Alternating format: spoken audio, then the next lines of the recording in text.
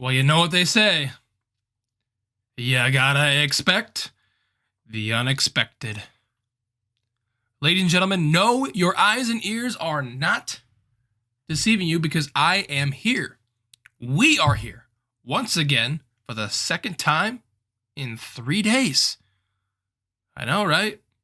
You guys probably thinking to yourself, man, you are losing your mind. Second episode in 3 days?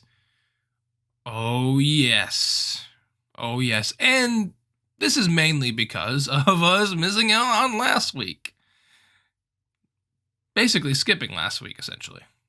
So, here's the makeup. On a Tuesday afternoon/evening, we are doing the podcast. This is episode number 11 of the Stealing Your Time podcast here on YouTube, SoundCloud, and Spotify with the sexiest host of all time, yours truly, Shawn.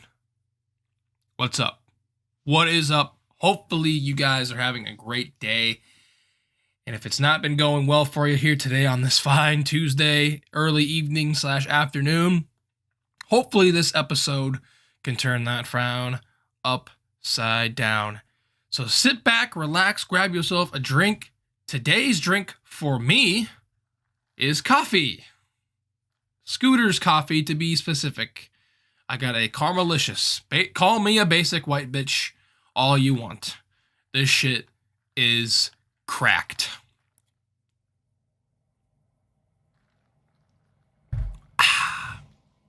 So that is what we are going to be sipping on throughout the course of this episode. What are you guys sipping on? What do you typically like to drink or eat or both if you're listening to a podcast? Do you like to drink water? Do you like to drink pop? Do you drink coffee? Do you drink energy drinks? Do you drink Grandpa's old cough medicine? Do you smoke? Do you eat? What do you do? What do you do when you're listening to podcasts? For me, it's mostly driving because that's really the only time I ever listen to podcasts nowadays, I feel like, is when I'm driving. And then, of course, I listen to my own podcast because I just love hearing my voice. And you guys do too. And you also, you know what else you guys like? You like me stealing your time that you will never get back, and neither will I. So, without further ado, let's segue into the only thing we are going to talk about here today on episode number 11. Now, you guys have said it's episode number 11 a bunch of times. You know what 11 times 5 is? Are you doing the math? Do you have the answer down? Did you know when I said 11 times 5? I hope you did, because it is 55. And there was just a big game that was played the other day. Oh, wait, it was Super Bowl 55. And we are going to talk about that pretty much for the entirety of this episode. You know what? I'm going to try to get this episode close to, if not right on the money, 55 minutes. Wouldn't that be special? Wouldn't that just be amazing? If I could, the only thing we're talking about is Super Bowl 55. If I could get it to the podcast to be 55 minutes long, excuse me, wouldn't that be just like perfect? I mean, I think it is. You guys probably don't think it is because you're haters, but enough of me rambling on. Let's go ahead and let's talk about the elephant in the room, shall we? Let us go ahead and talk about Super Bowl 55 right after I take one more little sip here of my coffee drink.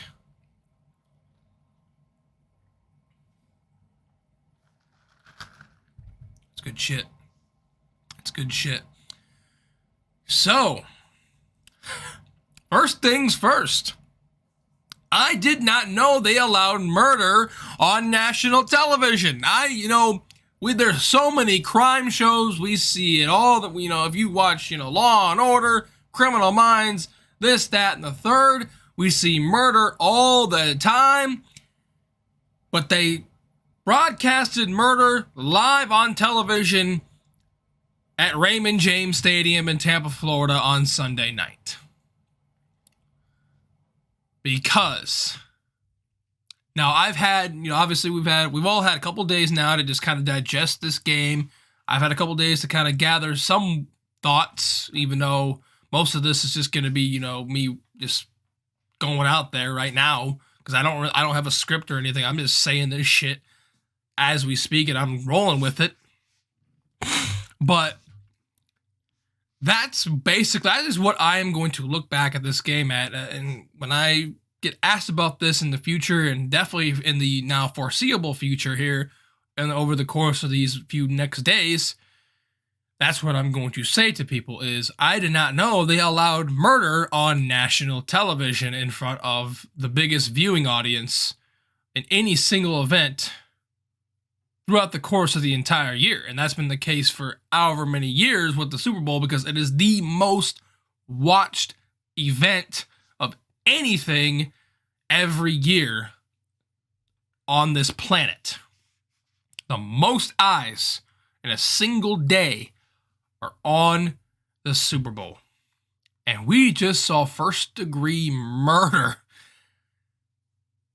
happen on CBS in front of almost probably 500 million people. I don't know what the exact metrics are. I'm sure they're still kind of calculating them. Apparently, I heard that this was one of the least viewed Super Bowls in a while. I don't know if that's entirely true. I mean, this could be true because good old illegal streaming. But if that's the case, that is kind of mind-blowing considering, I mean, shit, what else are you going to watch on a Sunday night, especially, with the Super Bowl being the only thing on, but that would be mind-blowing to me, but I don't know if that is accurate or not. But anyways, going back to the game itself, like I said at the top of the show, you just got to expect the unexpected, right? Now, the unexpected definitely should have been expected because no one expected this to happen at all. And if you did, you're lying to yourself. You are lying to yourself. You are lying to me even though I can't see you. You can only see me. But I know you're lying. I know you're lying through your fucking Michael Strahan teeth. I know it. You know it too. Because I have not seen a team get that dominated like the Kansas City Chiefs did on Sunday night. Can you guys agree with that? Do you guys agree with that sentiment? The Kansas City Chiefs straight up were dominated on all phases of the game. All three phases. Just flat out ran out of the building. Ran out of Tampa's home field. Completely wiped off the map. Made to look like a team that should not have even gotten close to being in that Super Bowl game. They just mopped the floor with them. And initially I was like, I just could not believe what we had just seen. Like, this is the biggest game of the year. This is Tom Brady versus Patrick Mahomes. This is now the, without a doubt, greatest of all time. And you could even argue greatest athlete of all time. And Tom Brady playing in Tampa's first Super Bowl since 2002 and the first home Super Bowl of a team hosting the Super Bowl ever. Going up against the repeat-minded defending world champion Chiefs led by the $500 million man, State Farm himself, Patrick Mahomes. And it just I just could not believe what I was watching. I really could not believe what I was watching. Now, I wasn't necessarily surprised, even though it kind of sounds like I am. I was surprised that I wasn't surprised. If that makes any sense to you guys whatsoever. I hope you understand what I'm kind of, what I'm trying and attempting to like say here. Like, I was surprised to be surprised the way I was after watching that game. Now, going into the game, the big overarching storyline, one of the bigger ones anyways, the one that ultimately ended up being the most important in the long run, was the fact that the Chiefs were not playing without 3 of their offensive linemen that had been playing throughout the entire year. I'm pretty sure. I don't know the Chiefs roster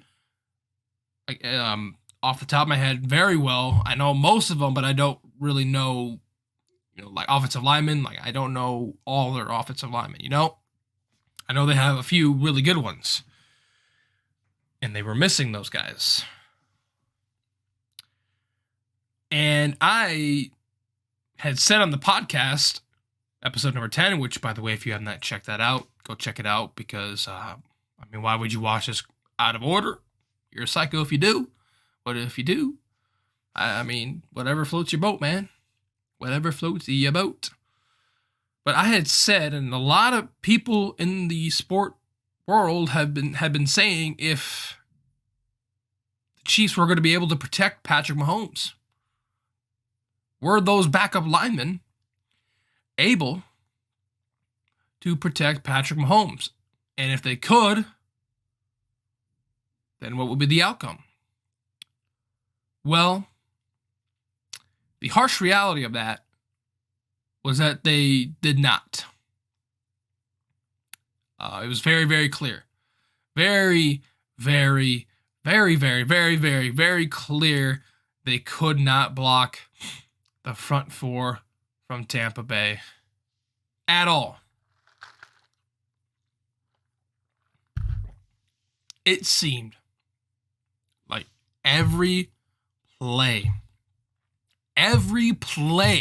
snap of that game, with the exception of a handful, it looked as if Patrick Mahomes was like a chicken running with its head cut off.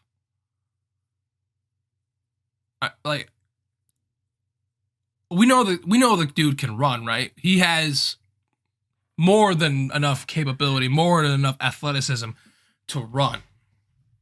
But I had never seen him run for his life like he did during that game. Saw something where he ran a total of almost 500 yards in just scrambling, trying to get people open, which was like the most yards of any like quarterback or any player had done this entire year. It didn't count as rushing attempts, but just the yards that he racked up. Virtually every single play having to scramble for his life. He ran for like 500 yards. First of all, holy shit. Like, that is just unreal. Like, that is a stat that is absolutely like this completely legendary, but for like all the wrong reasons. It really is. Like, it's such an impressive stat that it really should not be an impressive stat, because ultimately it's not going to mean shit in the next like 2 weeks, because no one's going to remember that. Just being honest, because everyone's only going to remember who came out on top. They're not going to remember everything unless you're a sports junkie, which in that case, hats off to you. And also, back to Patrick Mahomes. So the final score of the game, yes, it was 31-9. About as lopsided as you can possibly get without being, completely over the edge. Like, I think it was the Broncos and 49ers Super Bowl back in, like, the 80s, where the Broncos got beat, like, 55-10. Like, it wasn't on those levels of annihilation, or like the Bears beating the Patriots in 1985 when they had the craziest defense ever, the Monsters of the Midway. Like, they won 40. They destroyed New England. They destroyed everyone. But I mean, back to Patrick Mahomes. Yeah, his team lost the game, and they pretty much got demolished, 31-9. But this game really, to me, really showed me just how good Patrick Mahomes is as a quarterback, because some of the throws this mofo was making on the run were some of the craziest throws of all time. And he would have completed them, they would have been even better. But he had 3 or 4 of maybe the greatest incomplete passes ever. There was one where he was literally just about to eat shit, and he had a receiver hit the ball off of his face mask and drop it. I think it was Tyreek Hill who had it in his hands, but it hit his face mask and he dropped it. And that was when Patrick Mahomes was literally dolphin diving on the fucking ground because he was getting chased down and he just had to heave it up, basically. And there was another one, I think it was right before the end of the half, where he just had to say fuck it and chuck it, and his receiver, he caught the ball, but he was out of bounds. And then there was one other crazy one too. Like, just some insane stuff. But once again, it was all for naught. It was all for naught. It was essentially meaningless. It was essentially meaningless. So this game obviously had some really, really high expectations. I personally thought this could have easily been one of, if not the greatest game of football we ever watch in the history of the NFL. I mean, when you take two names like the man with 6 Super Bowls and the man who just signed a $500 million contract in the offseason, who is considered by many now the best player in the entire league at any position. When you get that matchup, and we don't get that matchup very often. We were very fortunate to get it in the regular season. But we're very, very, very fortunate to get it again. This time on the grandest stage, in the biggest stage of all, in Super Bowl 55. I had thought that this game was going to be an all-time classic. I thought this was going to be a game that was going to go tooth and nail back and forth. It was going to come down to whoever had the ball last, or maybe even go into overtime. Something along those lines. That's what I was expecting to happen. And I'm pretty sure about 98.999, you can maybe even round that up to 100% of you probably thought that was going to be the case. I don't think there's a damn soul on this planet that saw what happened coming. I don't think anyone saw it at all. And if there is, congratulations. You are the best at predicting the things. But man, oh man. It was just, I mean, you want to talk about a polar opposite. These two teams, once again, they met in the regular season. Kansas City all but wiped the floor with them.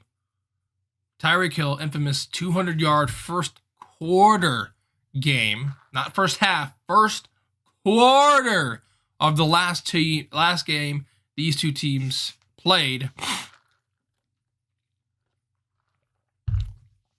backflipped and all into the end zone for one of the wildest first quarters of all time.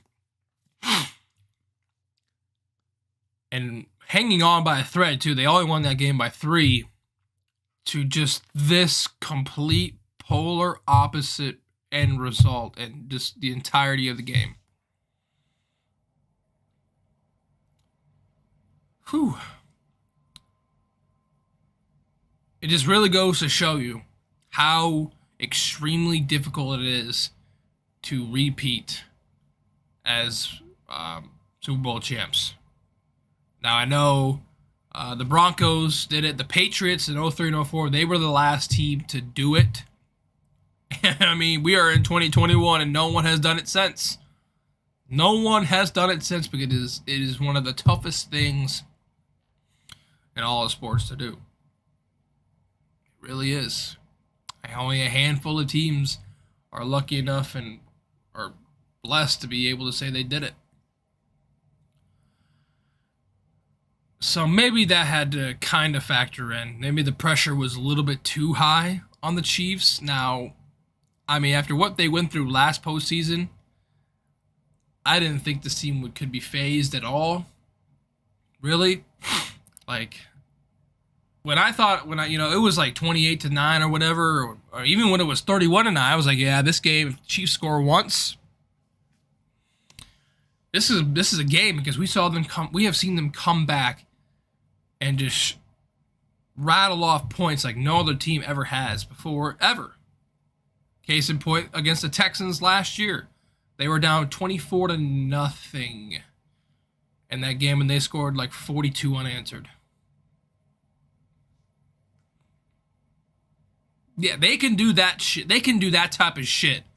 They can literally hang up 30 on you in a blink of an eye. If you blink, they're probably going to hang up. Mahomes is probably going to score on 4 straight drives. He's probably going to throw it to Kelsey or Reek on all those drives. But the story of the game was the Tampa Bay defense. Because this was one of the most masterful works of art a defensive coordinator has ever come up with, ever accomplished in any game of football ever, whether it's Super Bowl or regular season game or whatever.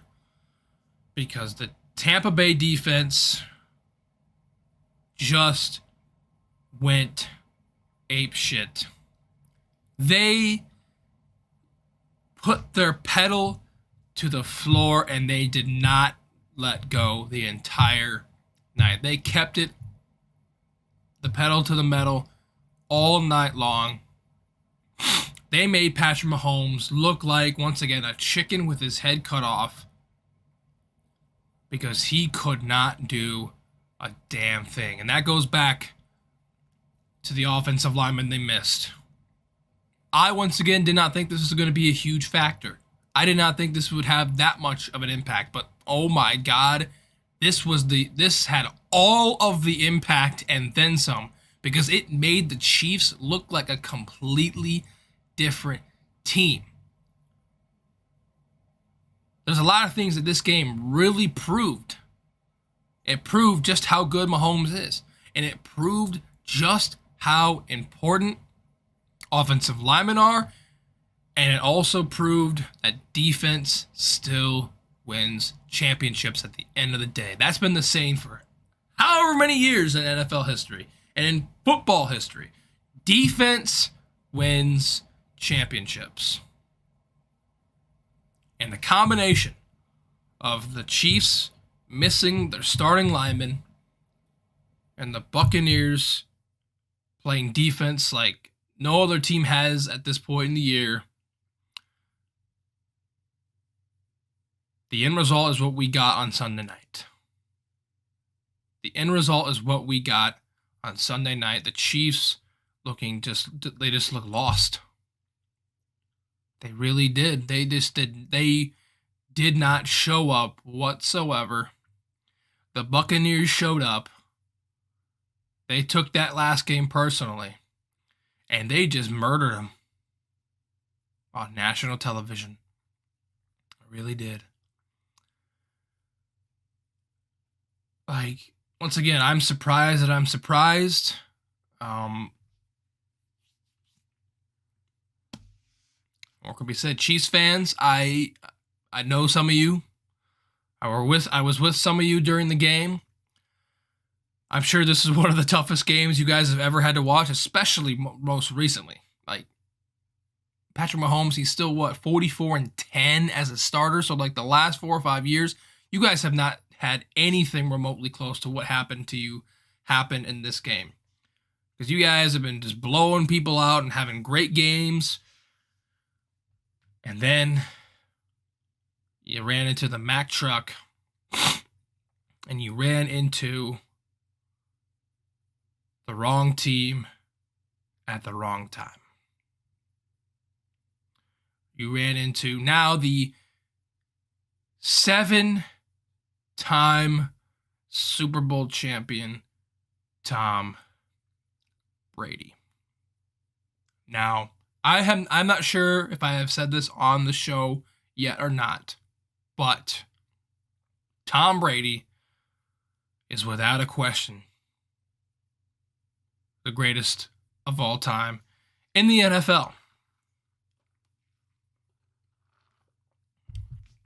Right?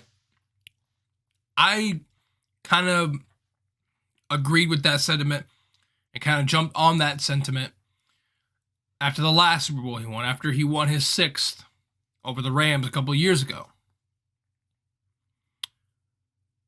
It's like, yeah, he's the greatest of all time.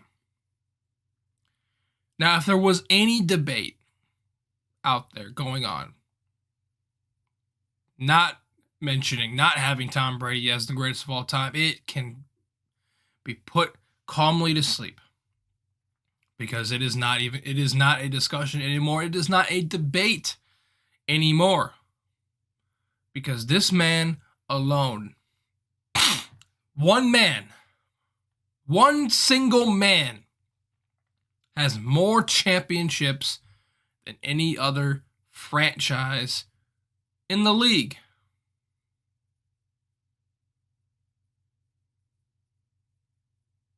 I'm letting that sink in. I'm letting you guys sink that in. I'm sinking it in myself. This man has more championships than any franchise, than any other franchise, including my beloved Pittsburgh Steelers, who no longer are tied for the most Super Bowl rings with 6.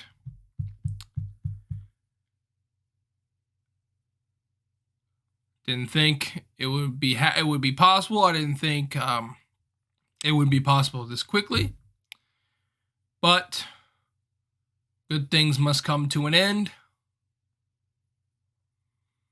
We are no longer ahead in the Lombardi Trophy category, because it is now one man, and one man only, who holds the most rings, and that is Tom Brady. Now, Tom Brady and the Bucs on offense, they played well enough, right? Brady looked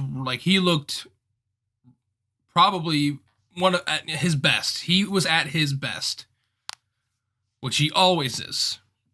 But he really had to be at his best to complement the Buccaneers' defensive play, because the defense was just so good that it did not pressure Tom Brady whatsoever. It really didn't. Because they were able to just go out there, execute their game plan, which was run the ball, set up the play action, throw the deep bomb at the end of the half that got the PI, because that's what he does every time. In every game, he has the ball at the end of the half. He's gonna go deep. He's gonna go balls deep, and he's gonna try to get your defensive back slipping. And saw it happen against the Green Bay Packers. That's how they pretty much won the game. at the end of the half of that game, and then lo and behold, they did it again, but this time they just got a pass interference, and guess what? Oh, spot foul. Already in field goal range, and the rest was history there. They scored a touchdown on that possession to Antonio Brown. But they were able to do that. They were able to go out there and just not have to get too cute. Just stick to what got them there. Well, mostly what they got them there since their bye week, because they didn't do a whole lot of play action before the bye week. But then they realized, oh, hey, this is Tom Brady, and that's all he did in New England. That's what pretty much won him 6 titles. Let's implement it here with probably even more, better talent at receiver. The rest, as they say, is history.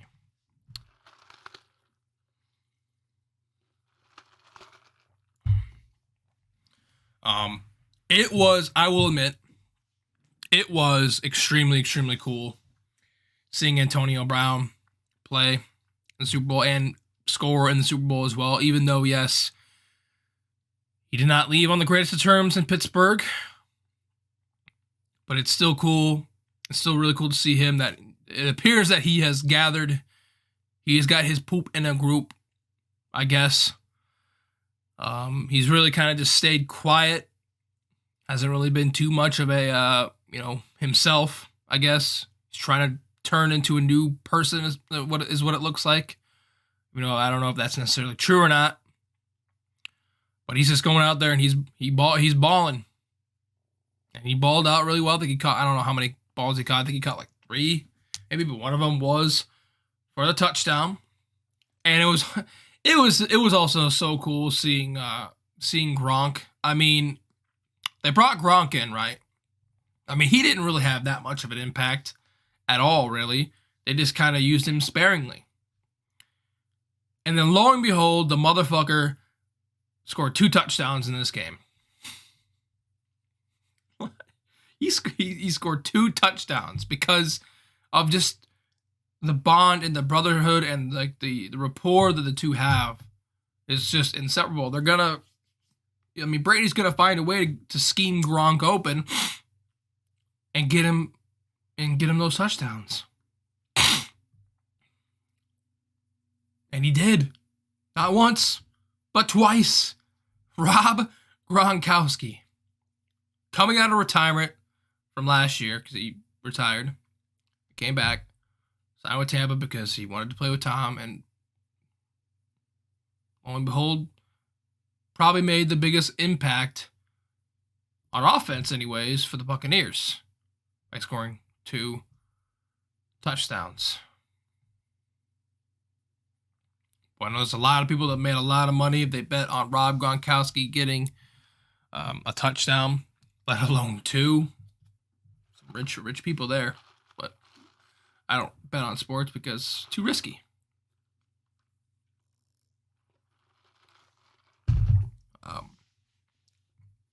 Speaking of bets, like there are just some weird ass bets that you can for the Super Bowl that you can do, like coin toss. Obviously, that's been a key one for years. Like Gatorade bath color was one of them. I saw, X amount of players score, this, that, and the third. Like it's just so. I find it very fascinating, very interesting. But once again, I kind of stay clear from that because I don't really have the extra money laying around to gamble and potentially lose it. But just wanted to point that out. Anyway, lost my train of thought. But yeah, I really, really wanted to see Gronk win MVP just for the memes. If he would have if he would have scored one more touchdown, he definitely should have been, because tight end scoring 3 touchdowns. Are you fucking kidding me? And especially with it being Gronk, while they love Gronk, the NFL loves them some Gronk because it's Gronk, right? But lo and behold, Tom Brady was named the MVP of the Super Bowl. Also, Leonard Fournette, I think, could have gotten the nod too, because he was woke as fuck for the whole playoffs too. He didn't really didn't have this big of an impact in the regular season, but when it came time to play in the playoffs, playoff Lenny, as he dubbed himself, came to play, and he went beast mode on pretty much every team that they had to face leading up to this game. He went crazy. I thought he could have potentially won MVP as well. But they gave it to Tom Brady, which, I mean, is not a surprise whatsoever because, I mean, hey, guess what? He facilitated getting the ball to Gronk and to Leonard Fournette, I guess. I mean, he handed it off and Leonard Fournette did the rest, but, you know, it's Tom Brady. I mean, they're going to give him the MVP, right? Now, to be quite honest, they really should have given the Super Bowl MVP to Todd Bowles, who is the defensive coordinator for the Tampa Bay Buccaneers, because once again, that was a master class on defense. Now, granted, their defensive line, which is full of absolute studs, going up against basically the shitters on the offensive line, and they just mauled them. They mauled them. They ate them for dinner. They chewed them up, and they did not spit them, or they chewed them up and they spit them out. Because they just went ahead. That defensive line, Shaq Barrett, JPP, and Ndamukong Suh, and Vita Vea, mopped the floor with those backup linemen. They really did. I don't know. I don't know how many times Mahomes got sacked, but I know for a fact, because this was a Super Bowl record, he got pressured 24 times. And to put that into perspective, Brady was only pressured 5 times. You want to think about that? The Chiefs probably ran 80 plays. I think. I don't know exactly how many plays they ran, but that's a typical amount a team will run in a game, maybe even less than that in some cases, depending on, time of possession, obviously. But nearly 1 out of every 3 or 4 snaps, there was someone coming in free. There was one of those defensive linemen, or maybe even one of their linebackers, chasing him down, getting him out of the pocket. 1 out of every 3 or 4 snaps. Like, are you fucking kidding me? How is that a stat? How is that even, 24 times the dude he got pressured? 24 times. This goes to show you, it does not matter who is playing quarterback.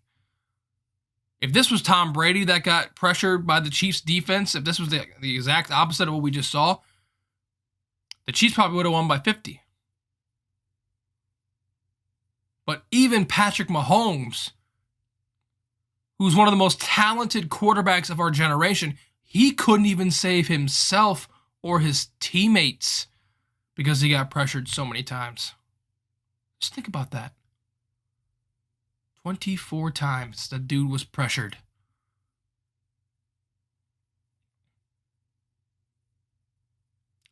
Now, probably the most impressive stat of the night, and there were a lot of impressive and unimpressive stats throughout the entire night, but probably the most impressive stat of all, and honestly, is what won this game for the Buccaneers,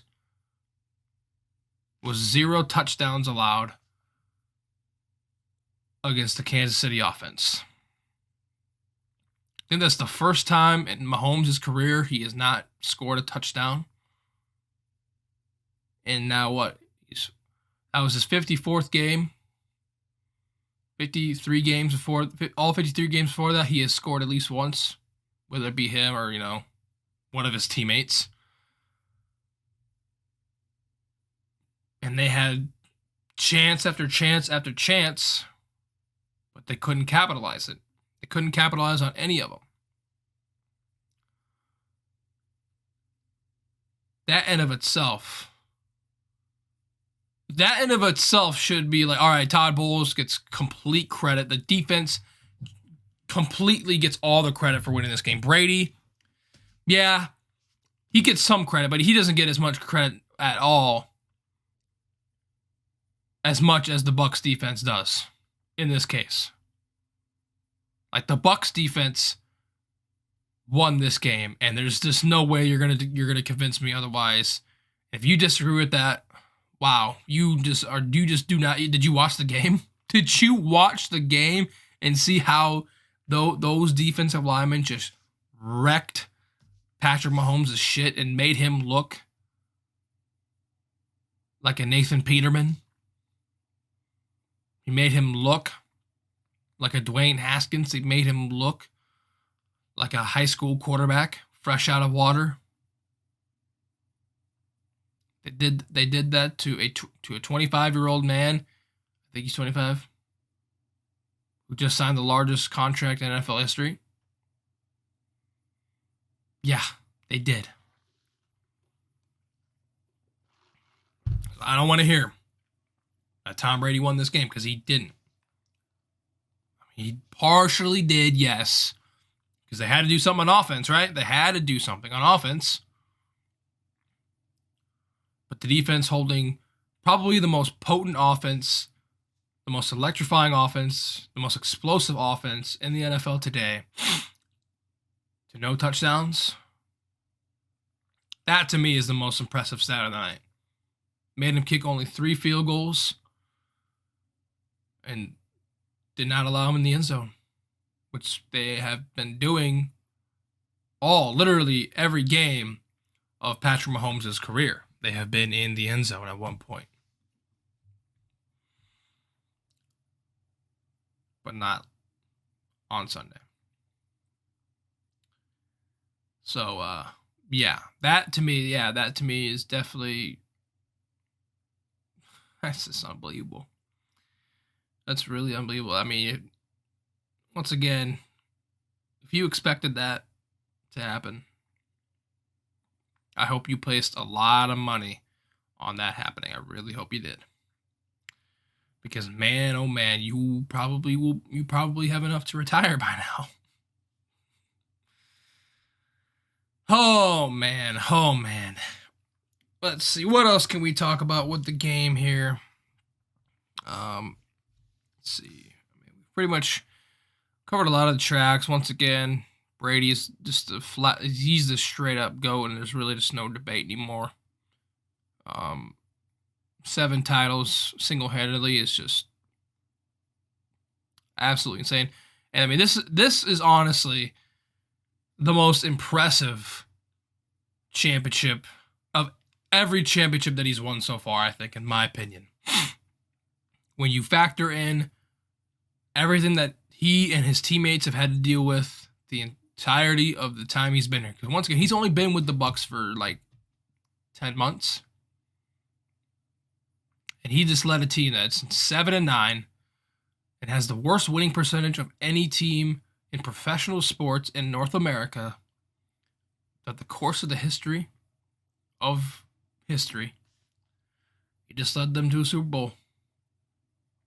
He got signed. Obviously, COVID happened, which we're coming up on the 1-year date since COVID basically took over the world in March.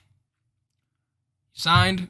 COVID, was practicing in a park, got kicked out of a park with his teammates. Had to do virtual OTAs, virtual meetings on Zoom, obviously, like many of us did throughout the course of the summer.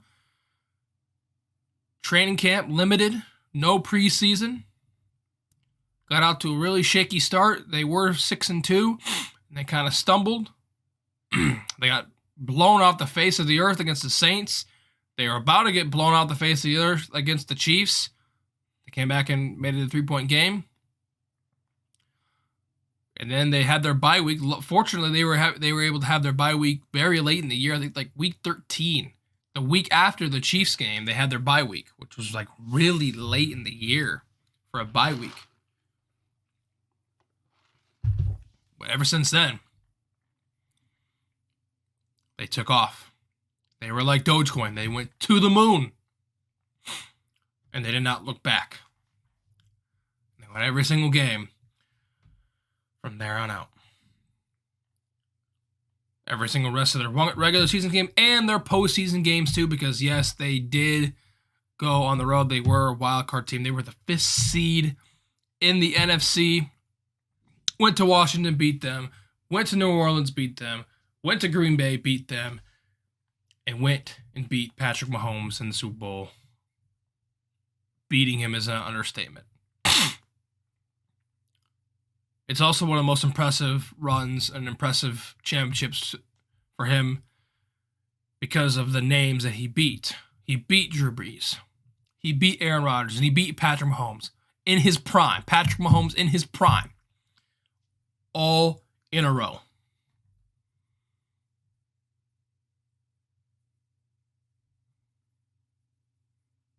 He did that. He did that. He really did that.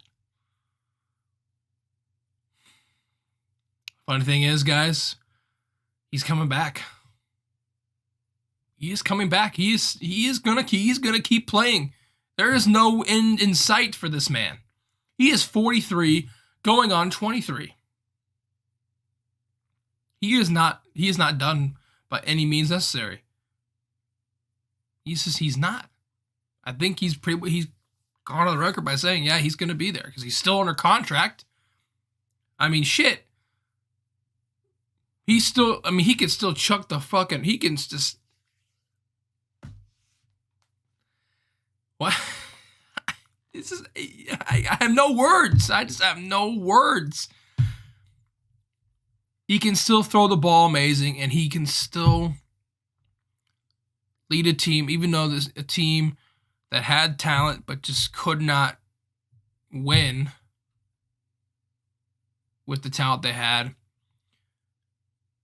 He led them in less than a year with a lot of limitations, a lot of restrictions, and he led them all the way to the ship, their literal home ship, and they won it.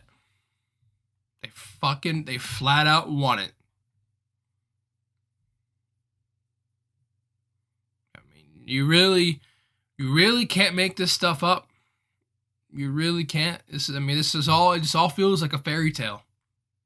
To be honest, it really does. It really does, because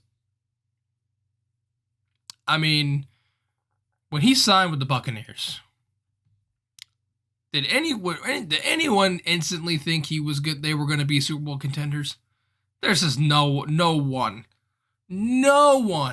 thought they were going to be Super Bowl contenders, right? Especially the way he ended his career in New England.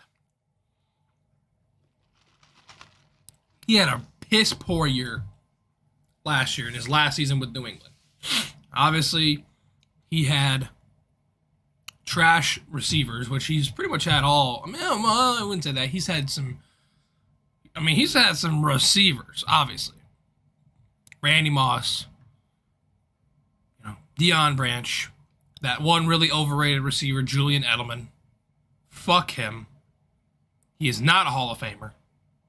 Fuck Julian Edelman. I hate him. He's a dick. I don't know. No, I'm just kidding. He's all right, I guess. He'll probably be a Hall of Famer. But I mean, he's had great talent receiver, but last year he just didn't. And then we saw what the Patriots were this year, and yeah, not even Tom Brady could have saved that fucking sinking ship. He went to the other ship. He went to the ship that was on the rise, the literal ship in Tampa, now rather than the sinking ship in New England.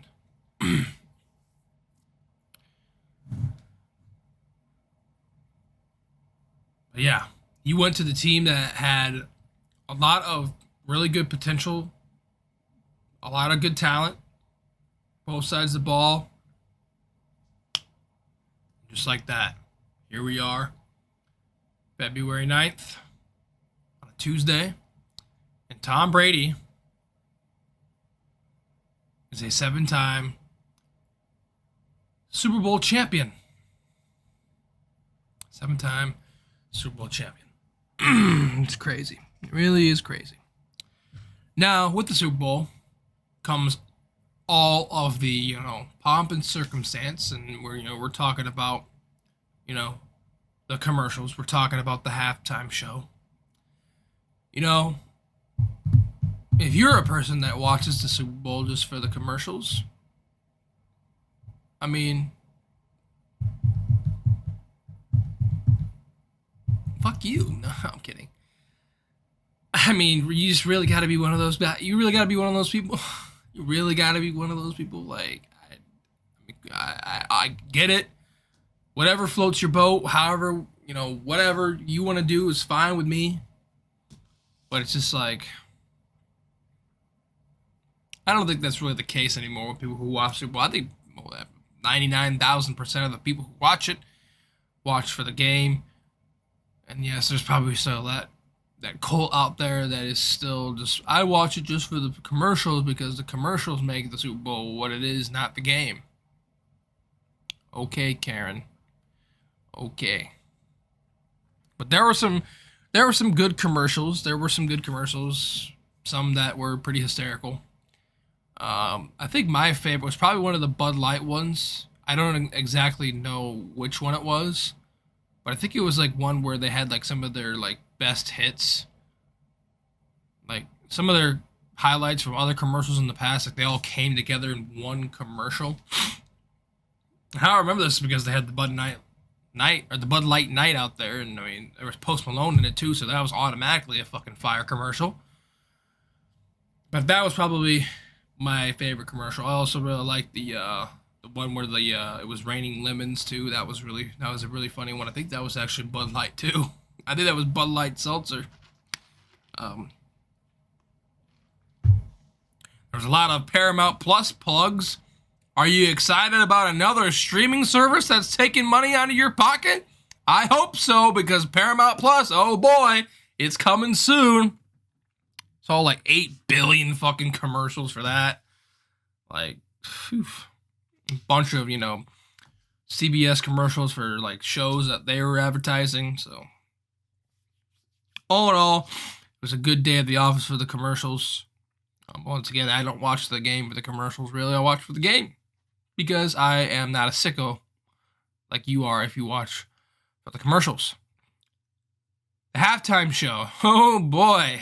Has the halftime show become a meme or what? I really like the halftime show, actually. It was The Weeknd. The Weeknd is definitely one of the best artists ever. Oh my god, I don't know why I just said ever. One of the best artists of our lifetime. He's phenomenal. I listen to his music a lot. He is amazing. Love The Weeknd. And it kind of blows my mind how, and this is definitely going to go over 55 minutes, so rip. It really blows my mind that the Super Bowl performer does not get paid, but he himself pays out of his own pocket to perform. I could have sworn they got some cut of pay from the Super Bowl. I could have sworn, but I guess it's just the millions and millions of dollars of money that you invest into having all these eyes on you, and I guess, you know what? It pays off in some way. You get more people listening to your music, more people buying your albums, all this good stuff, but more importantly, more people making memes left, right, and center because of some of the crazy shit we saw throughout that entire show. And just, oh my god, it just seems like every year, just like, if you watch the halftime show, you go on Twitter immediately after it, you're just going to be seeing memes for days. We're still seeing the memes. The memes are still being pumped out as we speak, because that's what we live. We just live in the meme culture. We see something, we think it's meme worthy, and boom, we make a meme out of it, and boom, we get reactions, we get people commenting, we get people talking. Because hashtag meme culture. Hashtag meme culture. Indeed. So, this Super Bowl Once again, I thought it was going to be one of the most epic of all time. It did not live up to the standards. It was kind of one of the more shocking games that I've watched, just because, hey, we expected one thing to happen, but we got the polar opposite happening. Like, the polar opposite happened. Now, would it have been different if another team other than Kansas City did not, if the Bills played? Or if any other team in the AFC played? I don't know. Can't really answer that question because, we saw what we saw. We saw the game between those two teams. We didn't see the Bills against the Buccaneers. We didn't see the Bucs against the Steelers, and the Steelers probably would have killed the Bucs by 75,000 points, because that's what we do in Super Bowls. We destroy people. But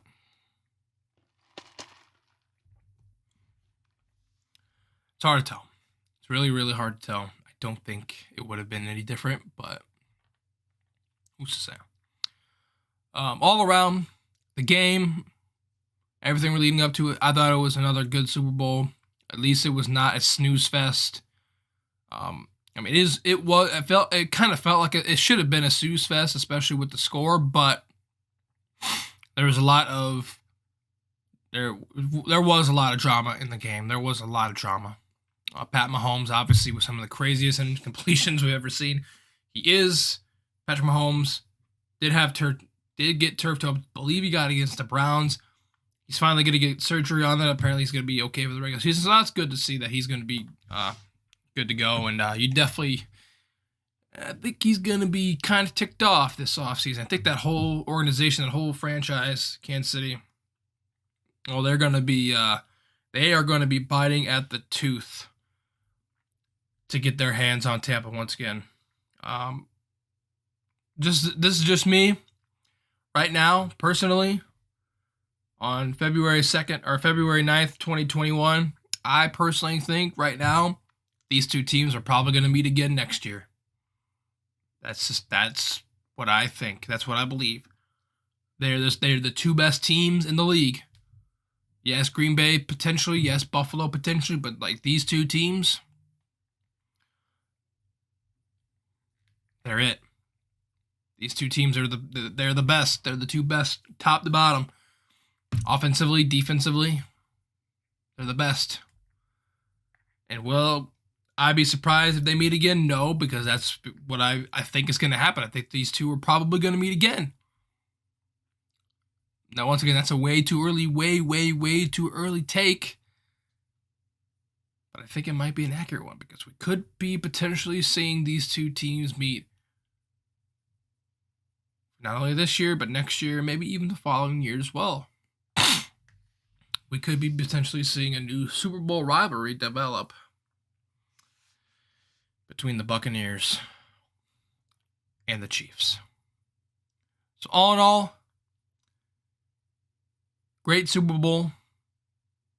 Honestly, I wish it could have been more entertaining, more fun, especially for you Chiefs fans. Obviously, you wish it could have been more fun than witnessing your team get blown out in front of the whole world. But you know what? Life sucks. You can't win them all, unfortunately, unless you're Tom Brady. Unless you're Tom Brady and you win 7 of 10 games, you just can't win them all. You really can't. And just like that, football season is over. It is officially the off season. They made it through the entire year without having any games get canceled.